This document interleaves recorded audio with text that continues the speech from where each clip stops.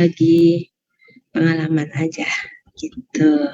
Dan jadi senang juga bisa sampai di Makassar. Jadi karena di sebelah ibu ada kelas, jadi agak pelan-pelan. Tapi kedengaran nggak suaranya? Dengar. Kedengaran Bu. Oke, ya. Baik, Ibu langsung saja kita mulai pelajaran hari ini.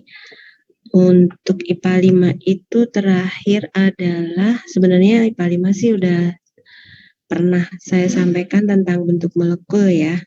Walaupun waktu itu masih gabung dengan IPA 4 kalau nggak salah, tapi masih sedikit sekali. Nah, ini perlu diperjelas kembali. Oh, background Ibu masih lab. Iya, soalnya itu kelas, background kelas. Soalnya tadi mau non background itu malah gelap. Ini temboknya warnanya biru tua nih. Jadi kelihatan muka Ibu doang. Jadi mendingan pakai background kelas. Ya, biar seperti di kelas beneran. Baik, sebelum kita mulai, kita baca terlebih dahulu lafal basmalah. Bismillahirrahmanirrahim. Semoga apa yang kita pelajari hari ini berkah dan bermanfaat. Tadi kan sudah diawali dengan tadarus ya. Baik, saya akan share screen.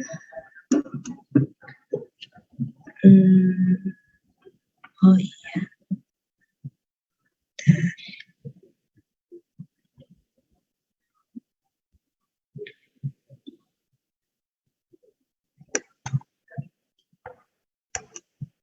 Nih, bentuk molekul ya. Tapi Ibu nggak bawa pen tab, nggak bisa nyoret-nyoret. Nah, yang Ibu coret-coret ada di video. Videonya ada di bahan ajar. Ya, sama. Kalau nanti ada yang belum jelas, bisa menonton video Ibu waktu ngajar di kelas 10 berapa ya? Lupa Ibu. 10.4 mungkin atau 10.3. Ya. Nah, ini. Oh ya, sebelumnya Ibu mau tunjukkan terlebih dahulu sebentar.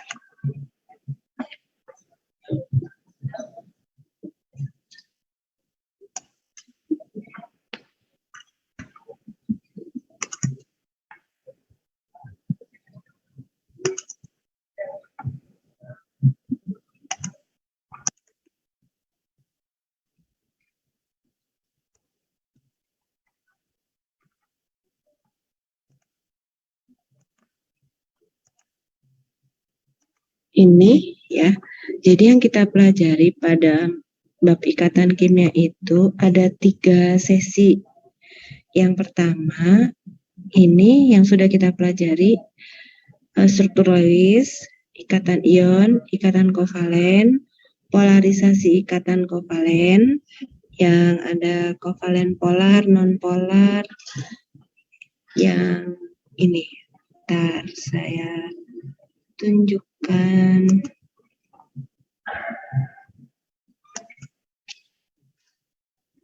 Nah, ini ikatan kovalen, ada kovalen tunggal, ada kovalen rangkap 2 dan rangkap 3, ya kan? Kemudian ada kovalen koordinat, ini ada di RKPD 2 waktu itu. Kemudian, nah ini, ada ikatan kovalen polar, dan non-polar. Kalau atomnya sejenis, ini H2 misalnya, mereka memiliki keelektronegatifan yang sama, maka tidak ada pengutupan. Polar itu artinya kutub, sehingga tidak terjadi lebih berat condong kemana gitu, gak ada, sama kekuatannya, sehingga ini ikatannya adalah non polar kalau atomnya sama. Kalau atomnya berbeda, tentu saja ini keelektronegatifannya berbeda. Cl itu lebih elektronegatif, sehingga dia cenderung menarik elektron yang dimiliki oleh hidrogen. Maka seolah-olah elektron yang dimiliki hidrogen itu tertarik kepada klorin, sehingga dia terjadi pengutupan. Klorin menjadi lebih negatif, hidrogen menjadi lebih positif, walaupun tidak diberikan secara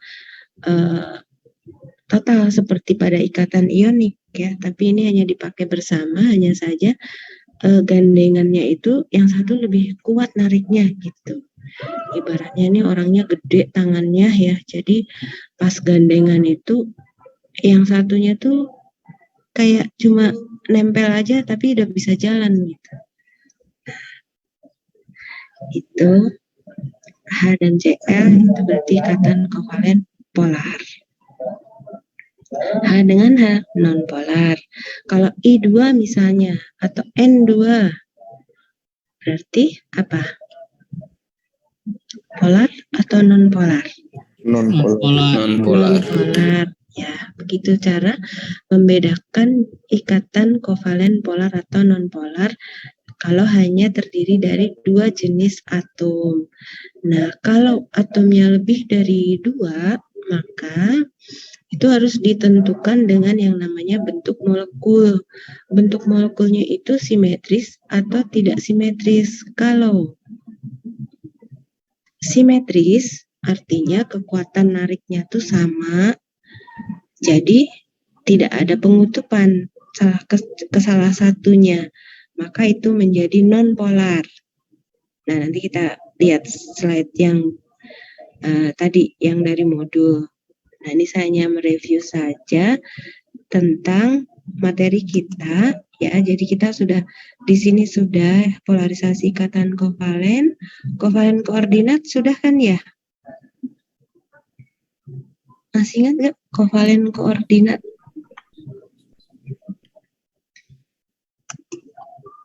Mana tadi ya?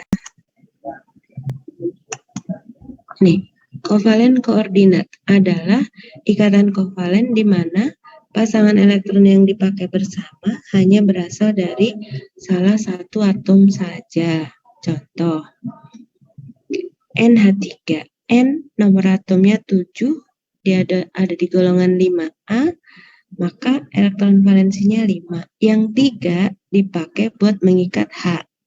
Masih ada sepasang lagi kan di sini. Nah, ini nggak dipakai apa-apa nih.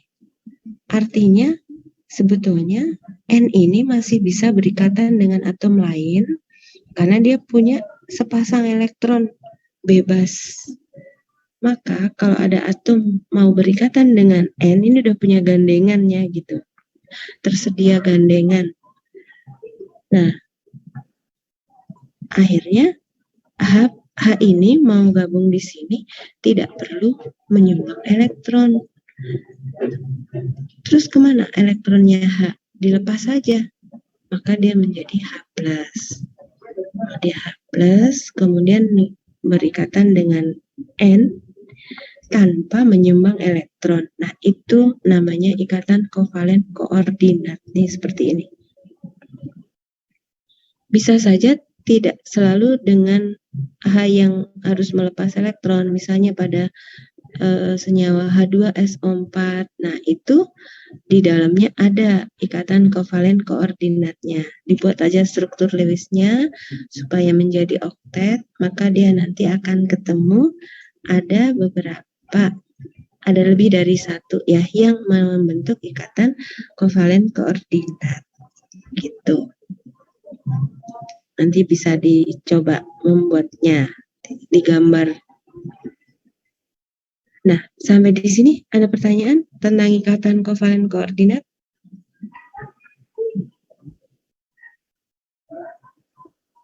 Tidak ada. Jadi kan ini juga sudah ada di LKPD 2 ya, yang kovalen koordinat.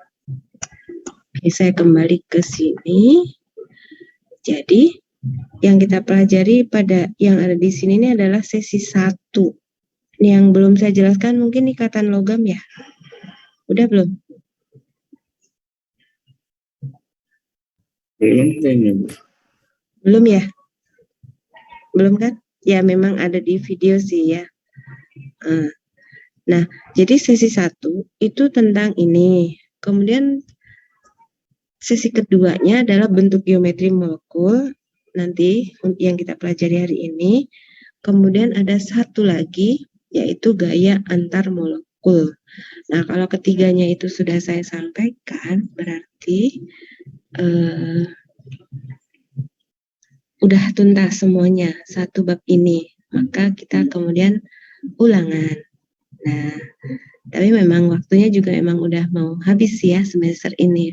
Jadi kita hanya 3 bab, struktur atom dan perkembangannya, kemudian sistem periodik unsur, dan yang ketiga ini ikatan kimia. Ini agak besar, materinya agak banyak karena ada 3 sub ya. Jadi ikatan ion ini saya anggap ini satu sub, ikatan ion kovalen, kovalen koordinat, dan ikatan logam. Kemudian yang kedua nanti bentuk geometri molekul, dan yang terakhir nanti gaya antar molekul gitu. Itu nggak banyak. Insya Allah pertemuan minggu depan kita selesaikan, kan ada responsi juga minggu depan. Karena mestinya pekan ini ada responsi, tapi Ibu takut malah tidak bisa maksimal, jadi Ibu tuker dengan biologi. Pekan ini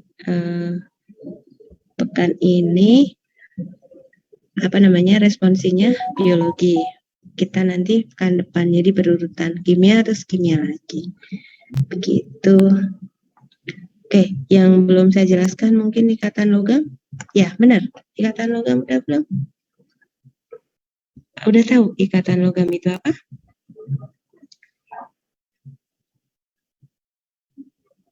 Ikatan logam? Udah nonton videonya belum? Belum ya? Oke, Ibu langsung aja.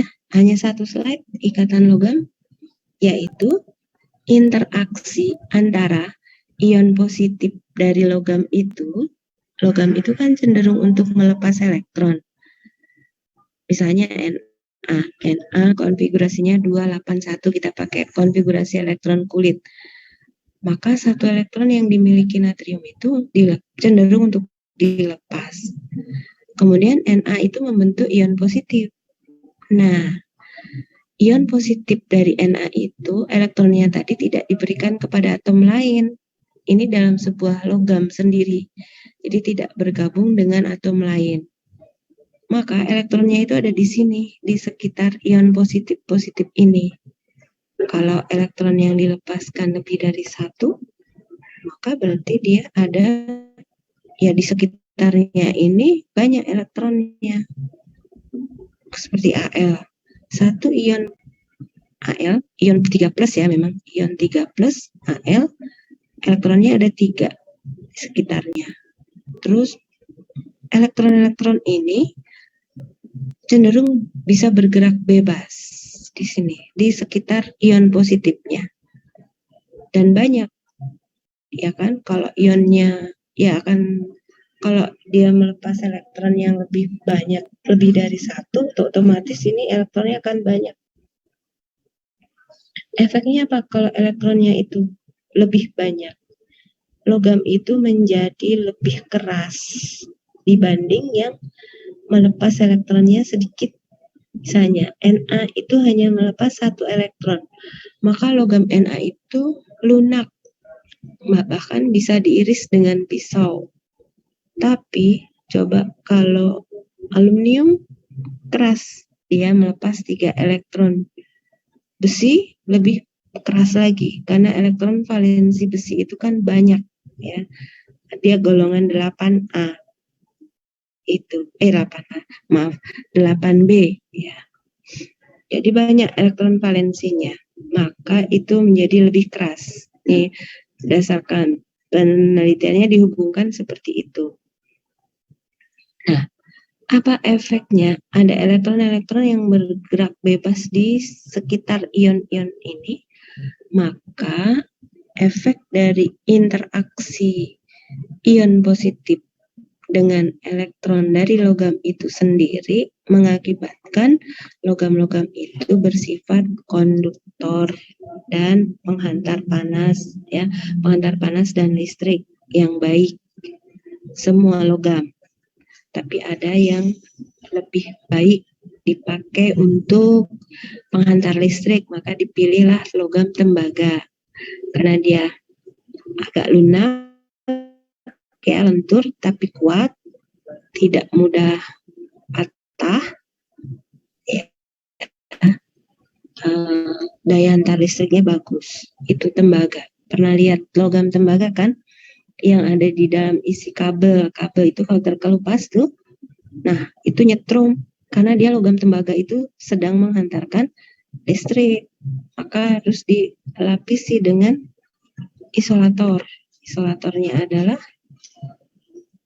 plastik, ya. Nah, kabel itu harus dibungkus dengan isolator berupa polimer plastik. Itu.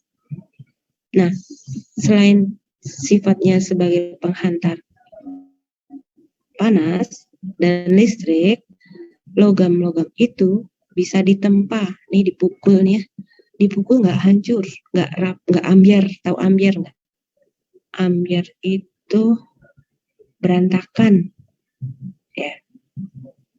Nggak gitu. Kalau misalnya pisau kita pukul, ya gitu. Kalau dipukulnya keras lagi, kuat, ditempa, misalnya dipres, ya dibentuk.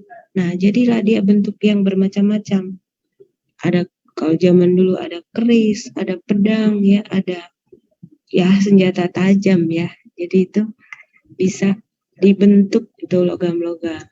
Beda hanya dengan non-logam. Coba non-logam. Contohnya belerang atau karbon, arang tuh. Arang tuh karbon. Arang yang dipakai buat bakar sate itu adalah unsur C. Nah, itu kalau kita pukul hancur kan, nggak bisa dibentuk. Kalau dibentuk dia harus dicetak. Tidak dipukul cara membentuknya. Kalau logam, cara membentuknya bisa dengan dipukul, ya, atau ditempa namanya. Bahkan dari besi baja di Cilegon tuh, ya, kalau kita lihat ngelewatin Krakatau Steel misalnya, itu ada seperti kasur busa tebal gitu, padahal itu adalah baja logam besi dicampur dengan ada krom, ada nikel supaya tidak mudah berkarat. Nah, itu kemudian bisa ditekan, jadi gepeng, ya, jadi tipis padahal tadinya tebal. Setelah itu bisa tarik ulur jadi kecil, kawat panjang gitu. Nah, itulah sifat logam. Kalau non logam tidak bisa dibuat seperti itu. Nah, efek lainnya selain menghantarkan listrik, karena ada gerakan yang bebas ini, ya, antara ion positif dan elektronnya, jadi bukan antara proton dan elektron, ya, tapi antara ion positif dengan elektron yang berasal dari atom itu sendiri, dan juga bukan ion negatif, ya, tapi ini elektron, ion positif dengan elektron yang berasal dari logam itu sendiri. Nah, interaksi itulah yang namanya ikatan logam. Selain itu, elektron-elektron itu bisa bergerak bebas. Maka dia menghasilkan kilapan. Ketika elektron itu, ya, bergerak ke sana kemari, maka menghasilkan efek mengkilap metalik. Maka semua logam itu warnanya mengkilap sebenarnya. Terus kok ada logam yang agak busam gitu, kusam gitu misalnya, itu karena tertutup oleh oksidanya, yaitu misalnya Al2O3. Panci di rumah, coba dilihat tuh warnanya mengkilap nggak? Misalnya mengkilap, nah itu tidak ada yang nempel Al2O3-nya. Tapi kalau warnanya kurang mengkilap, coba digosok sedikit aja satu bagian aja, maka dia akan mengkilap kembali. Nah, jadi hanya digosok aja dia hilang per Al2O3-nya, maka akan mengkilap kembali. Begitu juga besi. Besi kalau aslinya dia mengkilap, ditutup rapat ya, supaya tidak mudah berkarat. Nah, sifat besi ini sama sebenarnya, semua logam mudah berkarat, tapi karatnya besi itu dia ngerusak, dia terus ke dalam gitu. Nah, jadi bikin rusak logamnya. Sedangkan karat logam yang lain tidak. Seperti Al2O3 hanya menutupi permukaannya saja, tidak masuk terus ke dalam. Nah, ada logam yang tidak mudah berkarat. Apa? Yang disebut logam mulia. Apa misalnya? Emas. Mas Fakih. Tidak mudah berkarat nih. Mas siapa lagi nih? Mas Zendi. Mas Zahran. Ini tidak mudah berkarat ya. Rajin mandi. Ya. Itu. Logam-logam mulia. Tidak mudah berkarat. Emas, perak, platina. Nah, makanya harganya mahal. Tapi tidak hanya itu sebetulnya. Ada titanium, itu juga mahal. Ya. Semakin langka dan bagus kualitasnya, maka semakin mahal harganya. Sampai di sini ada pertanyaan? Jangan ragu-ragu. Oke, nggak ada. Jelas ya? Bu, ya? Bisa diulang tadi kenapa nggak bisa, ada yang nggak mengkilap itu, kayaknya saya agak ngelag di situ. Oh, kalau ada yang tidak mengkilap itu karena tertutup oleh oksidanya. Oksida itu apa? Senyawa antara logam dengan oksigen di udara. Misalnya Al, logam Al, di panci, apa yang ada di perabot rumah tangga, misalnya tuh. Nah, kalau kita gosok pakai amplas gitu ya, misalnya, dia akan mengkilap. Tapi jangan nyoba yang ada di rumah, takut nanti mamanya, bundanya, ngapain digosok-gosok, nanti kalau bocor gimana ya. Ya kita lihat apa ya, misalnya yang mudah dilihat seng, misalnya seng, logam seng itu kadang-kadang ada yang kusam. Itu kalau digosok dia akan mengkilap lagi. Begitu juga mungkin tembaga juga kadang-kadang begitu. Hiasan, misalnya hiasan dinding yang terbuat dari tembaga, ada kan? Itu lama-lama warnanya tidak merah tembaga. Warna tembaga tuh merah tembaga. Maka ada istilah dalam bahasa Indonesia kan, warnanya merah apa? Merah tua, merah muda, merah tembaga. Seperti apa ya? Seperti logam tembaga itu, seperti warna kabel lah itu. Ya. Merah kecoklatan. Tapi bukan merah marun, merah kecoklatan. Itu kalau digosok dia akan mengkilap. Tapi kalau dibiarkan, nah kadang-kadang jadi kusam karena tertutup oleh oksidanya. Misalnya Al2O3 itu contoh oksida aluminium. Oksida tembaga berarti ya CuO gitu. Oke, sudah? Masih ada pertanyaan? Ada cara lain nggak Bu selain digosok? Kayak misalnya ditambahin cairan kimia gitu, ada nggak Bu? Oh, bisa, iya benar. Ditambah dengan asam kuat encer, misalnya HCl. HCl encer itu bisa melarutkan oksida-oksida yang menutupi logam itu. Jadi dia akan mengkilap kembali. Benar, ya. Betul, Fakih, makasih. Pertanyaannya bagus. Jadi Cara lain untuk menghilangkan oksida logam yang menempel pada permukaan logam adalah dengan menambahkan asam kuat encer, misalnya HCl encer, atau digosok tadi. Gitu ya.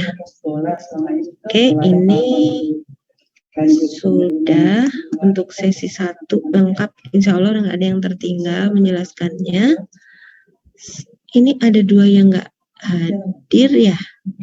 Siapa ya nomor absen 3 itu siapa?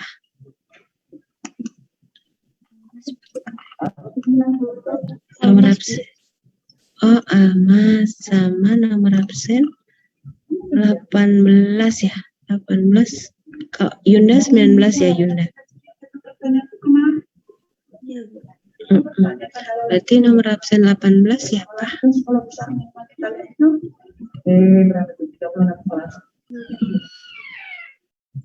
Siapa?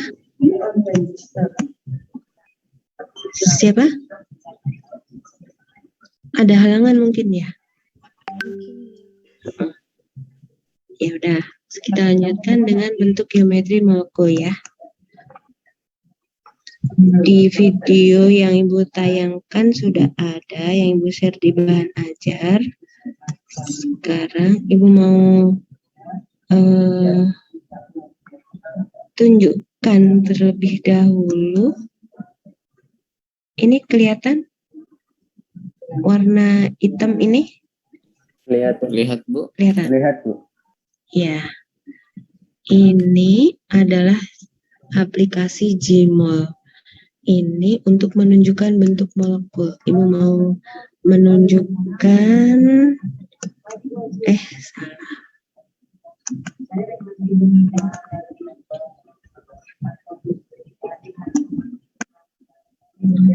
Mau menunjukkan beberapa contoh saja. Ini misalnya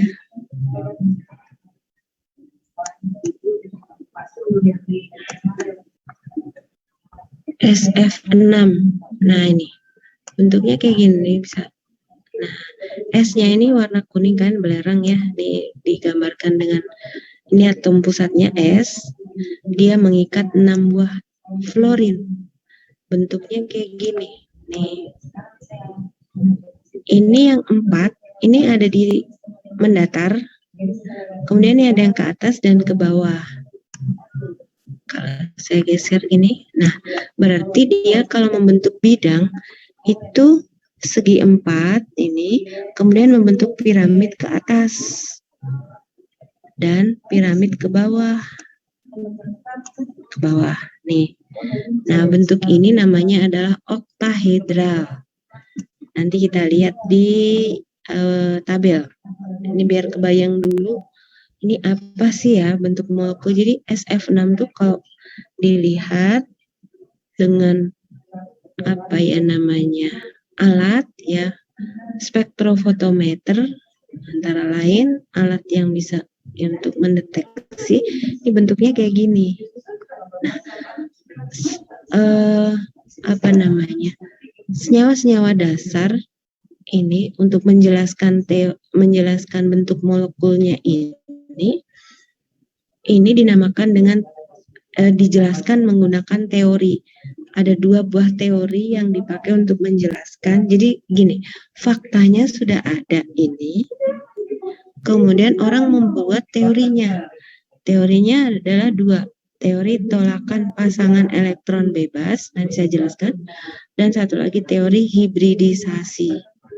Nah, teori hibridisasi itu menggunakan konfigurasi elektron subkulit yang pakai 1s, 2s, dan seterusnya. Tapi bentuk molekulnya ya sama, nih kayak gini.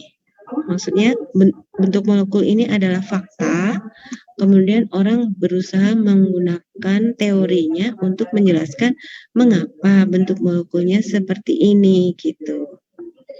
Nah, ini tadi SF6. Contoh yang lainnya adalah ini enggak terlalu banyak yang ada.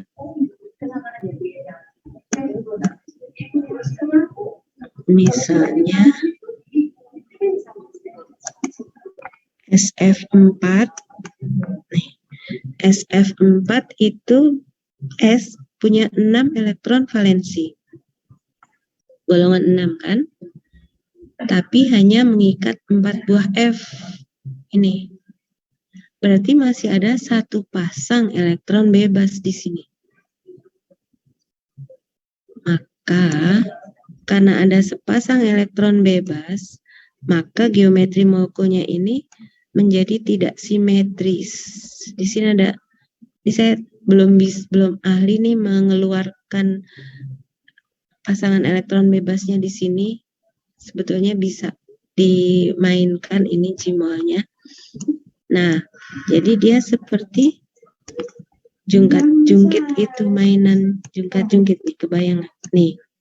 Nih ibaratnya kakinya, ini orangnya di sini sama di sini. Nih.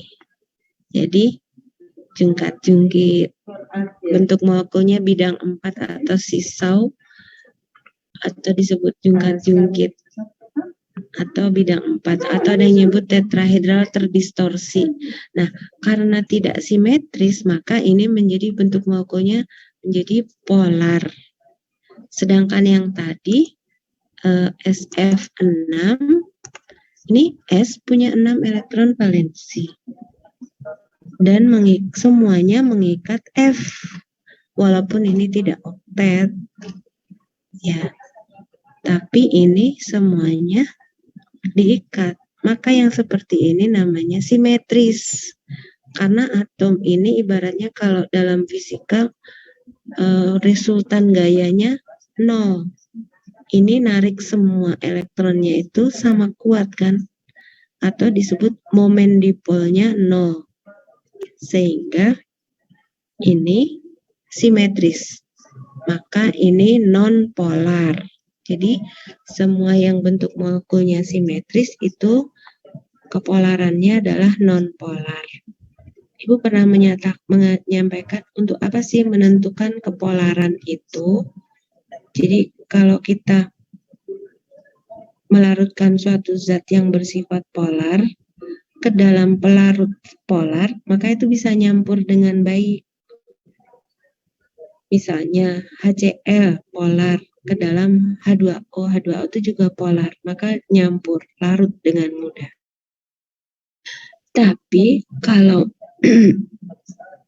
non-polar dengan non-polar dengan polar itu tidak bisa nyampur dengan baik. Contohnya minyak goreng, bensin itu non-polar, tidak bisa menyatu dengan air yang sifatnya polar. Kalau dulu waktu di SD atau SMP dijelaskannya hanya karena massa jenisnya yang berbeda. Massa jenis minyak lebih ringan daripada air, sehingga posisinya ada di atas air, airnya di bawah. Nah, itu benar memang, tapi sebetulnya ada tambahannya lagi. Karena air bersifat polar, minyak itu non-polar, maka dia tidak bisa menyatu. Seperti itu. Nah, kalau kita mandi, badan kita itu sehari-hari mengeluarkan kotoran berupa lemak. Lemak itu minyak juga sama. Satu jenis, satu golongan ya, lemak dan minyak. Maka minyak atau lemak kotoran dari tubuh kita itu nggak bisa larut sama air kalau mandi nggak pakai sabun atau cuci tangan nggak pakai sabun. Berarti kotoran yang masih ada di tangan berupa lemak, misalnya keringat gitu ya, atau mungkin virus. Nah, ini ada hubungannya dengan yang sedang kita hadapi, COVID ya. Itu virus itu dia ada bagian lemaknya. Maka dia tidak bisa larut sempurna kalau hanya dengan air saja. Maka perlu sabun. Sabun itu punya kutub polar dan kutub non-polar, ujungnya berbeda. Maka dia akan narik-narik itu sehingga dia akan menyatukan kutub polar dan non-polar. Polarnya ketemu air, non-polarnya ketemu virus. Maka dia akan menyatu larut tuh, pecah ininya, si virusnya. Sehingga kalau kita bilas, udah bersih tangan kita. Seperti itu ya. Mandi pun begitu, maka perlu nyaman dipakai sabun. Nyuci piring juga pakai sabun. Kalau enggak, itu kan licin terus tuh. Nah, itu kalau nyuci piring kelihatan banget tuh. Kalau makanan kita ada minyaknya, dicuci pakai air saja, nggak bisa bersih kan? Nah, itu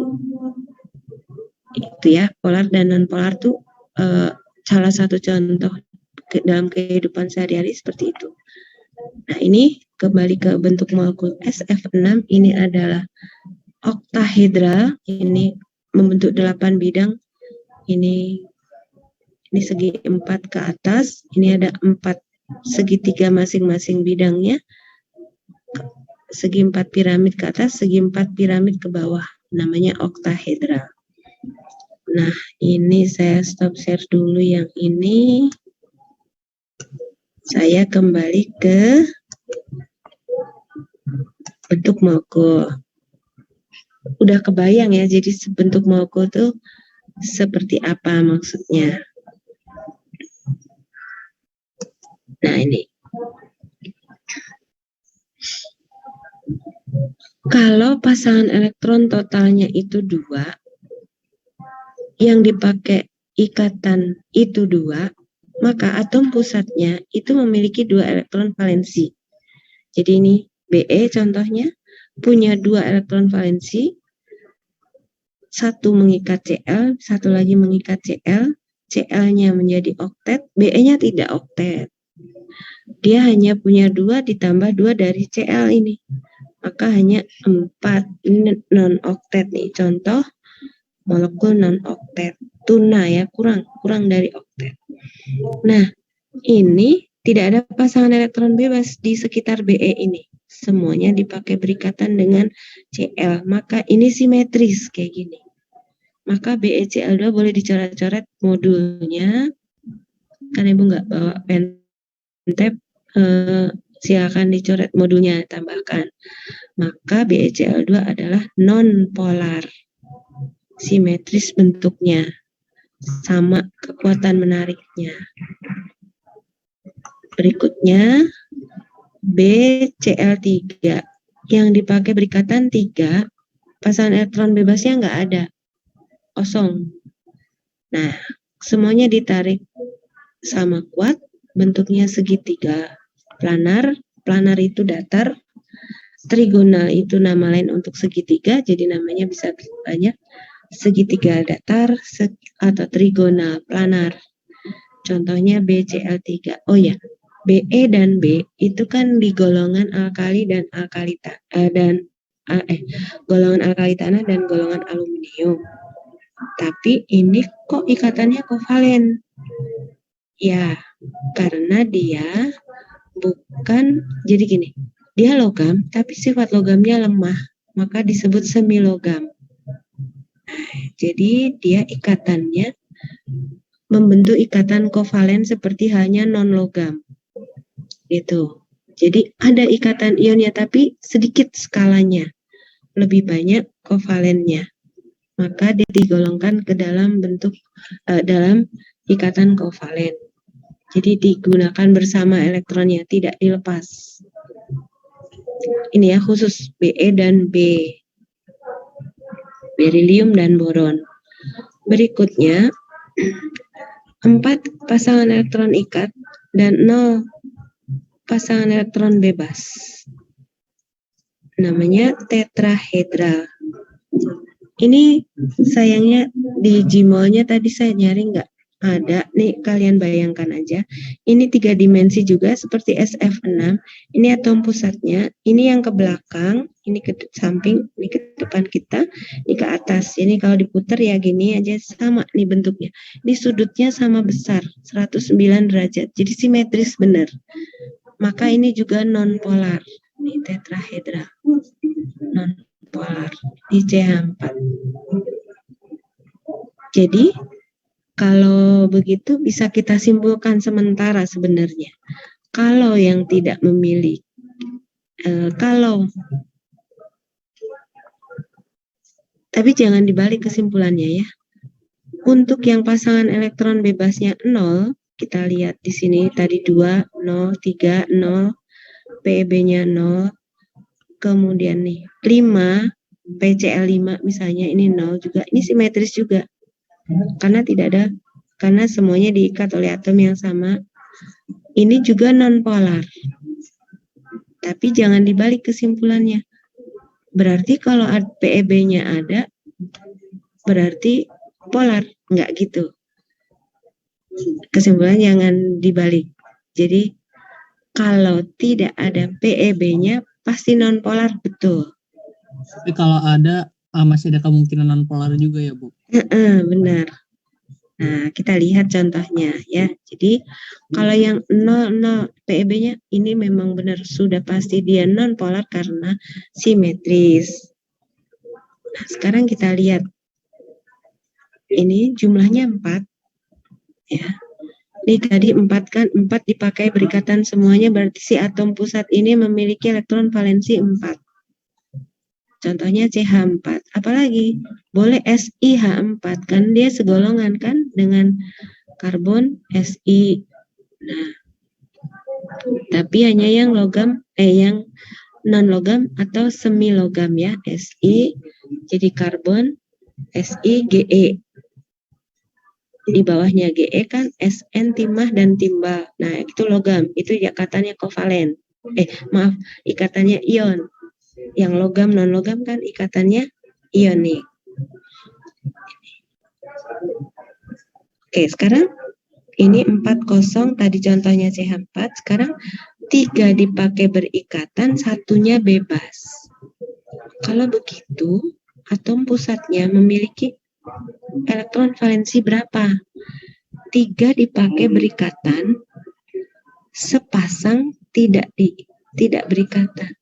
Sepasang tuh 2. Berarti atom pusat ini memiliki 5 elektron valensi. Paham? 3 dipakai berikatan, sepasang ini bebas. Contohnya NP gitu. Ini NH3 bentuknya kayak gini. Jadi 3 berikatan dengan H, sepasang ini tidak ada. Tidak ingat apa-apa. Maka kalau seperti ini, polar atau non-polar? Tidak simetris lagi. Bisa jadi polar, bisa jadi non-polar. Kenapa? Kenapa non-polar? Bisa jadi ada kemungkinan polar, ada kemungkinan enggak, Bu. Karena kan udah enggak simetris. Iya. Kalau simetris pasti non-polar. Iya. Karena tidak simetris lagi, maka berarti polar. Itu sudah tidak non-polar lagi. Jadi ini jelas tidak simetris, maka menjadi polar senyawanya. Dan ini sepasang elektron bebas ini memberikan dorongan. Ya, teorinya ini tadi belum saya jelasin. Ini teori VSEPR atau kalau bahasa Inggris ya VSEPR gitu ya, Valence Electron Pair Repulsion, atau bahasa Indonesianya teori tolakan repulsion elektron pair, pasangan elektron bebas ya. Jadi teori tolakan pasangan elektron bebas. Jadi artinya karena ada pasangan elektron bebas ini menyebabkan ada tolakan ke sini sehingga sudutnya ini mengecil, yang tadinya 109 ketika tetrahedral maka dia akan menjadi 107 ini sudutnya. Maksudnya 107 yang mana? Antara H dengan H di sini menjadi mengecil. Kalau tadi ini 109 sama besar semua, ini simetris antar H-nya ini. Nah, kalau ini H dengan H ini menjadi lebih kecil sudutnya.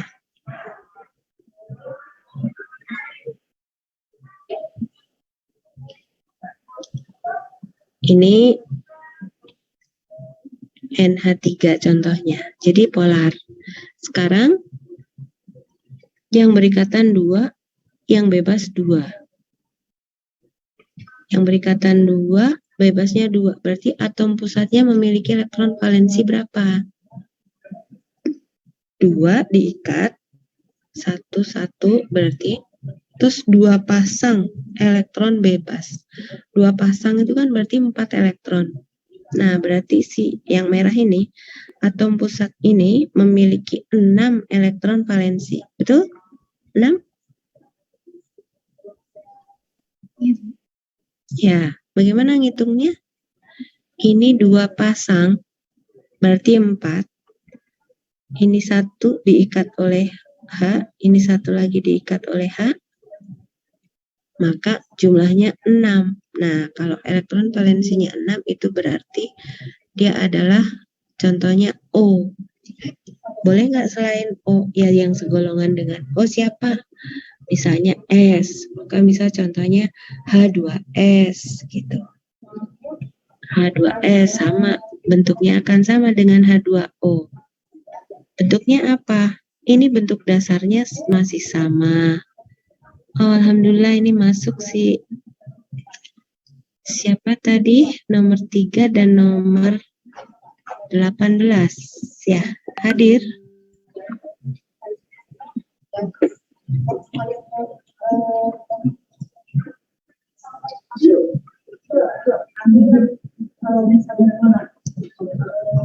Nih ya, jadi terus bentuknya apa? Nih kita lihat. Ini tadi bentuk dasarnya tetrahedral. Ini kalau 4-4-nya dipakai berikatan berarti hanya 4 elektron valensi. Ini sepasang yang bebas, ada 5 elektron valensi. Ini ada 2 pasang, berarti ini kosong. Ini tadi yang kosong ini. Sekarang kita mau ngosongin lagi nih, karena ada PEB. Ya, PEB yang manapun yang ada, misalnya yang di ini yang PEB-nya di sini misalnya. Kebayang nggak? Ini ke sini itu adalah bentuknya seperti huruf V. Nih, kayak gini. Kalau ini yang kosong, yang PEB, berarti bentuknya kan begini. Sama, seperti huruf V juga.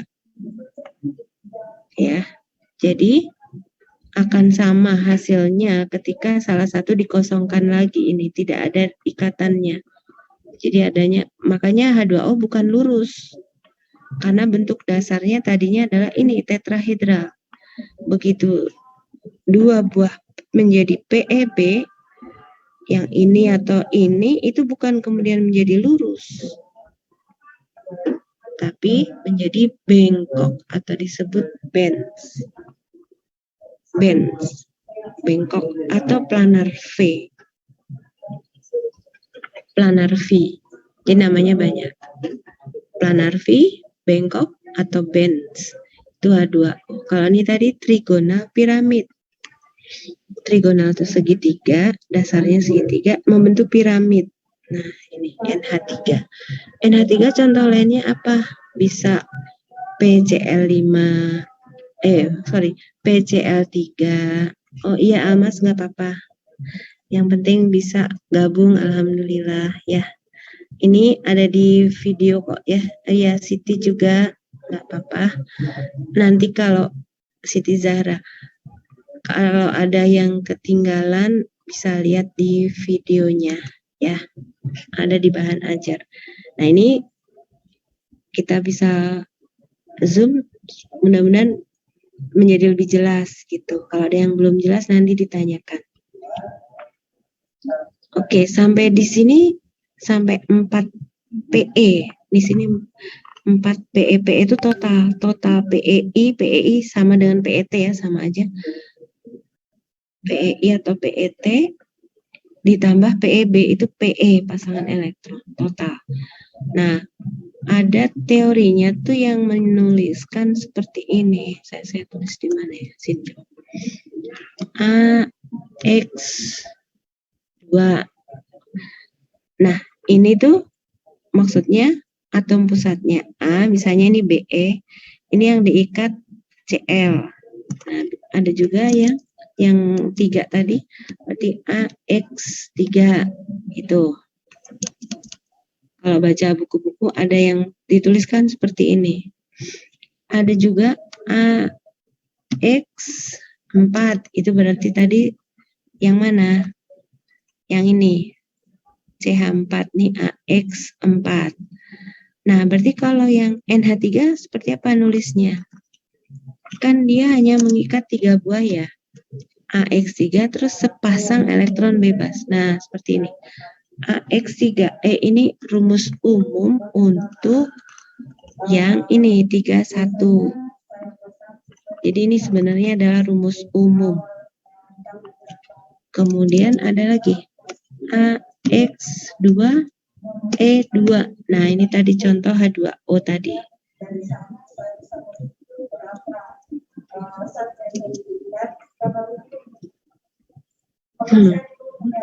Ya, jadi seperti ini. Nanti kalian bisa buat tambahannya ini. Itu teori dari VSEPR seperti itu.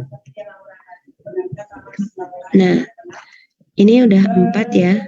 403122. Sekarang yang jumlah PE-nya 5.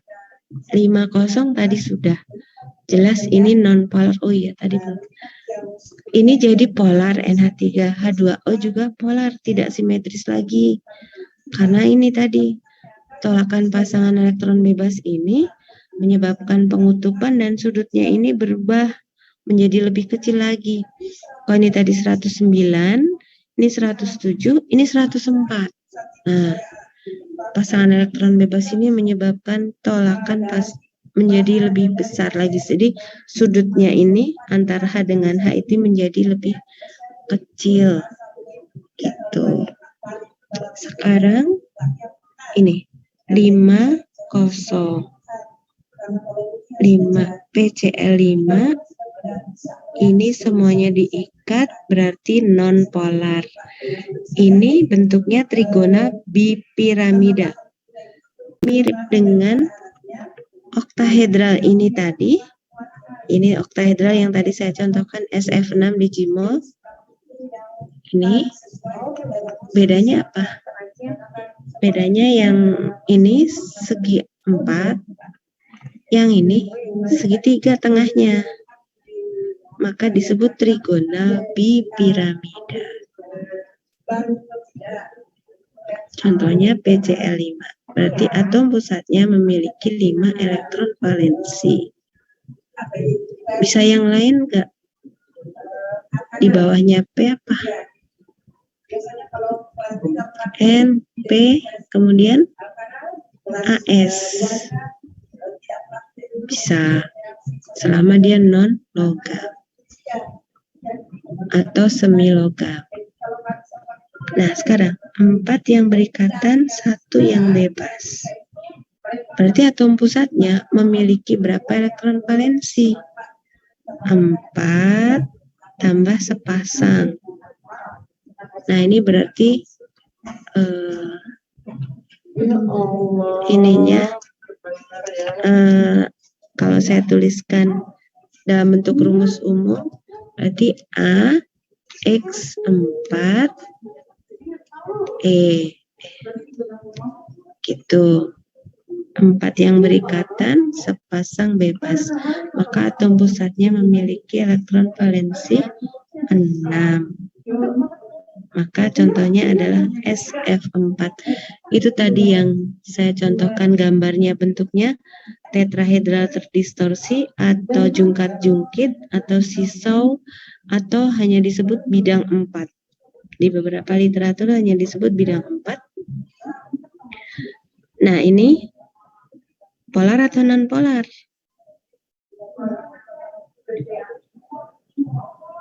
Simetris atau tidak sekarang? Tidak simetris. Tidak simetris. Ini menyebabkan apa ya? Perbedaan sudut ya jadinya. Sehingga ini polar. Nah, begitu juga ini. Kita lihat. Ini tadi tengahnya segitiga. Jadi yang PEB itu yang dikosongkan yang tengah dulu, yang mendatar ini, yang segitiga. Tadi sisi yang pertama kosong, ini sekarang sisi yang lain, bisa yang ini, bisa yang ini, sama. Kebayang ya, ini 3 dimensi. Nah, akhirnya dia membentuk seperti huruf T, karena ini kosong, atau ini sama ini yang kosong, ini ada, dan tetap aja kan sama. Nah, ini planar T, maka ini juga polar. Catat ya, polar. Nah, satu lagi, ini, yang diikat 2, yang tidak ada 3 nih, PEB-nya. Masih di mana? PEB-nya 3. Tapi ini simetris jadinya, karena ini kosong. Nah, ini lurus. Meskipun ada PEB-nya, nah ini contohnya. Ajar. Iya. Jadi 1 menit lagi, Pak.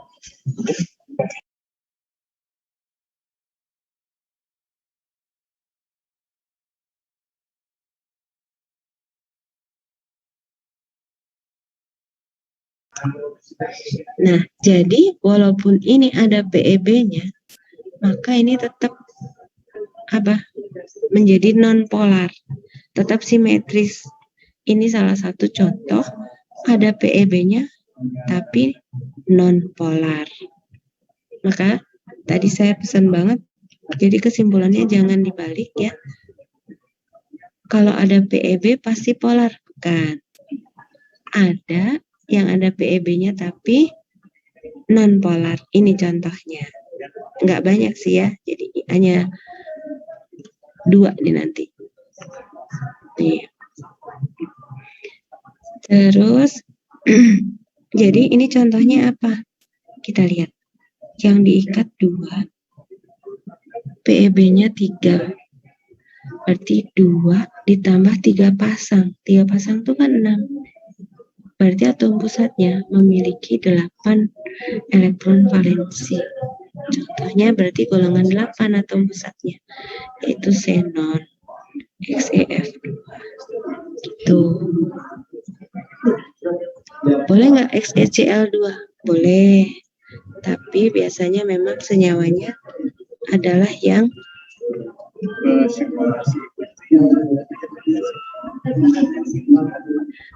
yang sangat elektronegatif. Tinggal satu lagi, 6, jumlah PE-nya 6, 6 kosong tadi sudah, oktahedra, ini non polar, kemudian ini 5, 1. 5 yang dipakai berikatan, 1 pasang elektron bebas. Contohnya berarti ini 5 tambah sepasang, jadi 7. Elektron valensinya ada 7. Contohnya apa? IF5 yang golongan 7. Boleh nggak IH5? Bisa saja, ya kan? Tapi biasanya bergabung antar halogen ini. Antar halogen yang keelektronegatifannya lebih kecil menjadi atom pusatnya, yang keelektronegatifannya lebih besar menjadi yang diikat. Gitu. Jadi ini polar atau non polar? Segi 4 piramid. Polar. Polar. Bagus. Jadi gini.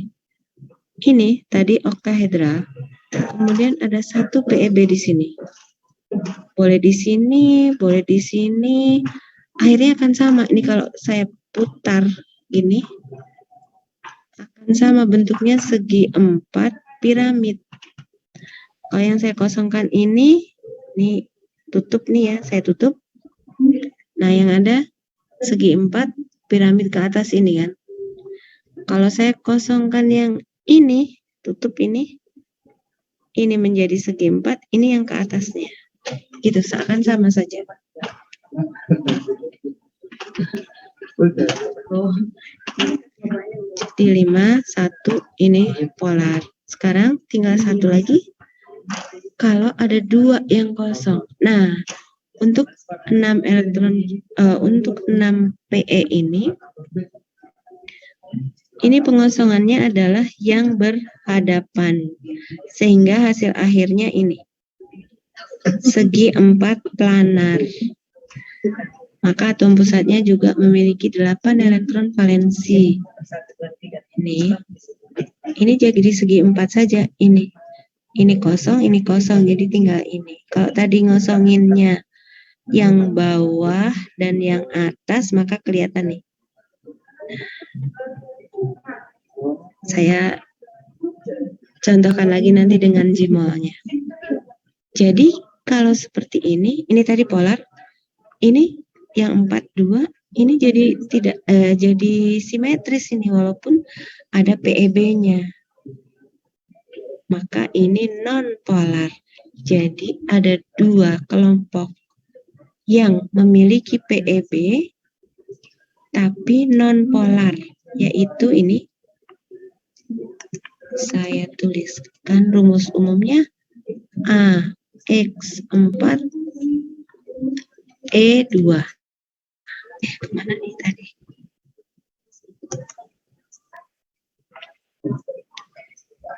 Nah, tuh. Ini adalah non polar. Sudah ditambahkan semuanya di modulnya? Kalau di yang videonya saya ada tulisannya ya, ada keterangan di sampingnya NP itu non polar atau P saja itu polar. Nah, itu bentuk geometri molekul yang kita pelajari hari ini. Saya mau lihat ada pertanyaan? Bu, soal yang pusat tadi itu yang ke elektronegatifannya kecil yang jadi pusat apa yang besar ya, Bu? Yang ke elektronegatifannya kecil yang menjadi pusat, artinya dia lebih positif. Yang lebih positif itu yang menjadi pusatnya untuk IF5. ICl3 juga akan sama di sini. IF3. Tidak bisa FCl3, itu enggak ada senyawanya. Gitu ya. Jadi ini tuh senyawa-senyawa ini tuh sudah ada. Kemudian orang berteori menggunakan teori tolakan pasangan elektron bebas ini untuk menjelaskan sifat kepolarannya.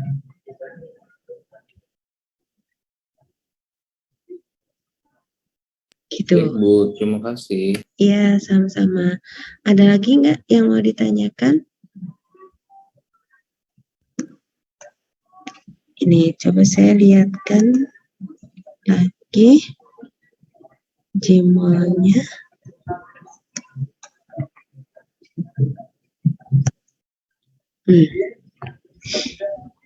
Saya ingin lihat, ini tadi SF6 ya, ini ketika kosong, yang manapun yang dikosongkan, misalnya saya pegang ini ya, ini ya saya kosongkan. Nah, ini anggap nggak ada nih. Bentuknya kan jadinya gini, ini nggak ada nih, ini kosong. Jadi kan segi 4 piramid.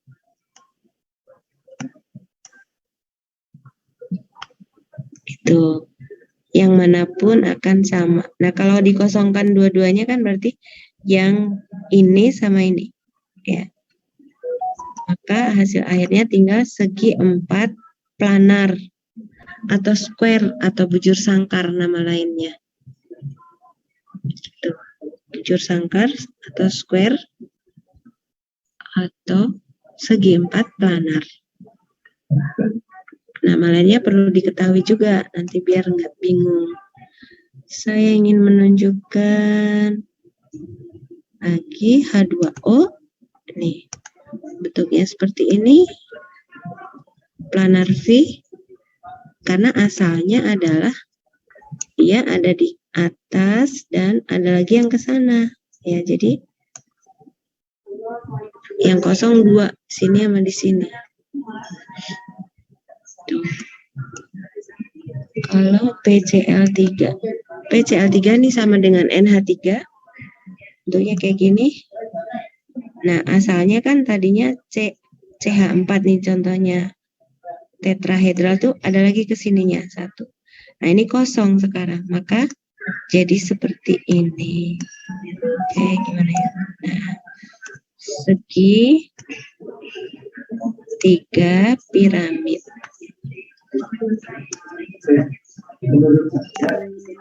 Gitu. Jelas ya?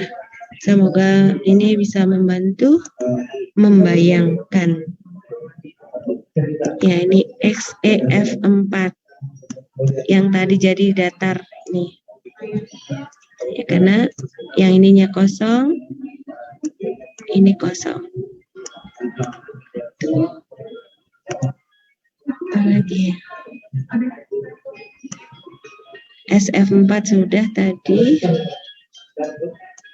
Aduh, oh. Nih, CLF3. CLF3 itu sama dengan IF3, ini yang planar T. Jadi asalnya tadi dia ini adalah di sini ada, di sini ada. Nah, ini kosong di sana. Maka tinggal planar T.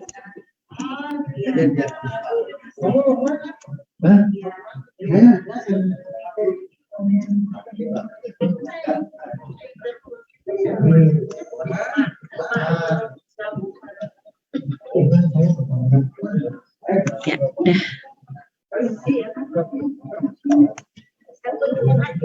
Terus jangan lupa ada LKPD 3 ya. Ibu udah share di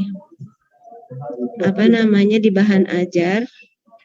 LKPD 3 yang ini kalian kerjakan. Dikumpulkannya di penugasan keterampilan ya, penilaian keterampilan, karena saya pikir ini adalah penting untuk bisa menggambarkan struktur Lewis sendiri-sendiri dan bentuk molekulnya. Teori, nah ini. Kemudian setelah tahu bentuk molekulnya, kemudian bisa menentukan nih kepolarannya ini ya. Ini dikerjakan dan dikumpulkan. Ibu kasih batas bukan Ibu nanti Ibu lihat ya batasnya tanggal berapa, Ibu lupa. Bisa hari Minggu aja, hari Ahad ya. Hari Ahad batasnya. Supaya nanti hari Rabu kita tinggal membahas dan melanjutkan gaya antar molekul. Sampai di sini ada pertanyaan nggak?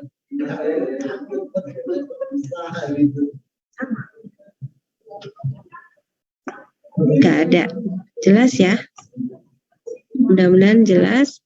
Untuk soal latihan belum ada, masih latihan yang LKS ya, ini LKPD semua latihannya. Untuk latihan soalnya nanti setelah semuanya Ibu sampaikan, gaya antar molekulnya udah, nanti kita latihan soal yang tidak dikumpulkan dulu, baru nanti ada yang dikumpulkan satu lagi. Atau kalau cukup dengan LKPD ya sudah LKPD saja, karena udah ada keterampilan juga. Yang penting kalau belum jelas tanya ya, jangan diem aja. Karena ini agak banyak materinya. Kalau sudah, Ibu akhiri. Bentar lagi habis waktunya. Ada pertanyaan nggak? Nggak ada? Alhamdulillah, bisa semuanya.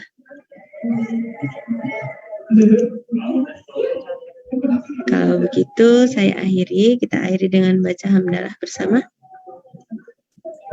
Alhamdulillahirabbil alamin. Tugasnya dikumpulkan ya di e-learning keterampilan. Yang LKPD 3 keterampilan. Oke, sekian. Assalamualaikum warahmatullahi wabarakatuh. Waalaikumsalam warahmatullahi wabarakatuh. 3, 2, 1. Terima kasih, Bu. Terima kasih, Bu. Sama. Oke, saya tunjuk siapa menjadi host. Ahmad Azra ya. Oh iya, yang kalian yang belum tuntas segera ya. Ibu waktu itu udah buka lagi CBT-nya. Tiap akhir minggu Ibu buka lagi. Yang belum tuntas silakan masuk. Mulai dari Jumat itu Ibu buka sampai Jumat malam.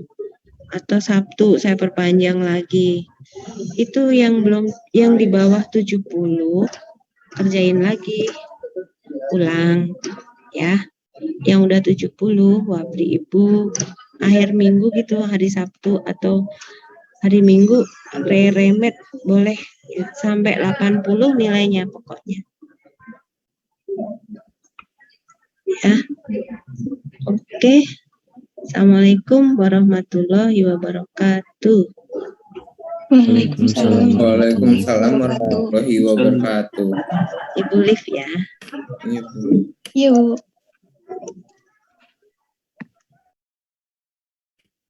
Guys, nomor 4 matpe kalian bikinnya gimana?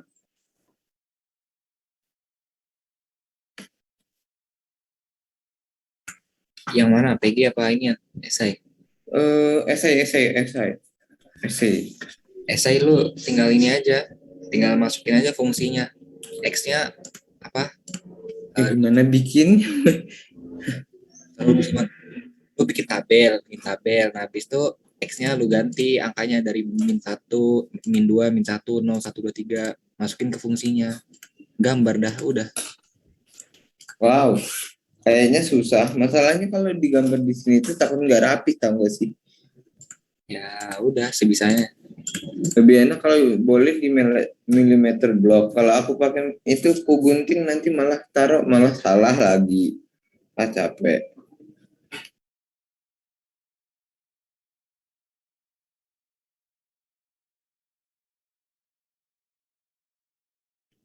Aku nggak maju-maju ini karena nomor 4-nya. Cuma gara-gara nomor 4. Udah mau selesai. Nomor 4-nya bingung.